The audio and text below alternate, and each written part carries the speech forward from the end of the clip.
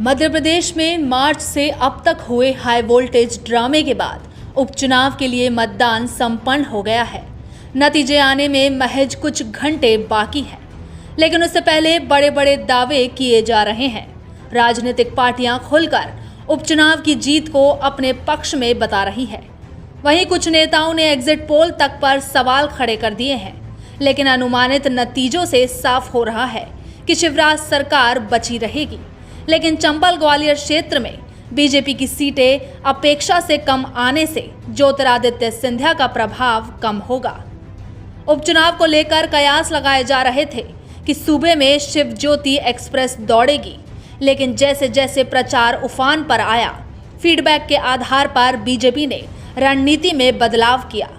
प्रचार रथों और पोस्टर से सिंधिया को दूर रखा गया, जिसके बाद भाजपा है तो विश्वास है नारा गढ़ा गया, लेकिन फाइनल किया गया शिवराज है तो विश्वास है।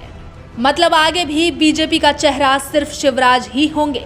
दरअसल बीजेपी का टारगेट 20 से ज्यादा सीटें लाने का था, लेकिन एग्जिट पोल में इतनी सीटें आती नहीं दिख रही है।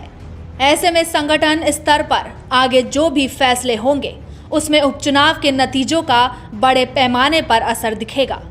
लिहाजा पार्टी में बड़े बदलाव के संकेत भी मिलने शुरू हो गए हैं।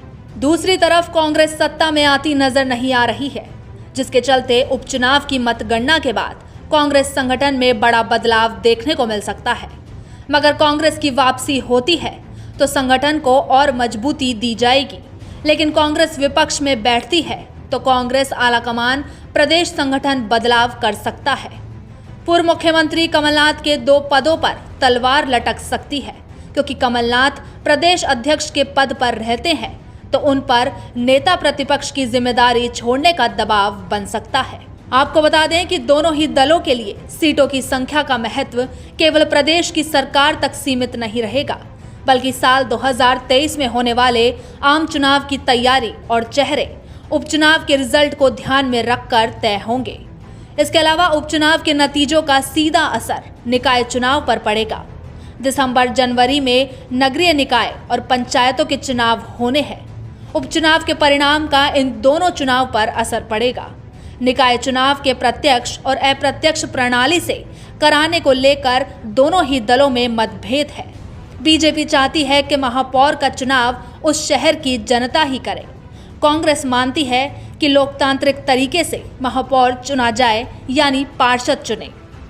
बहरहाल उपचुनाव के नतीजे आने में महज कुछ घंटे बाकी है, जिससे तय हो जाएगा कि शिवराज सिंह चौहान मुख्यमंत्री बने रहेंगे या कांग्रेस की वापसी होती है।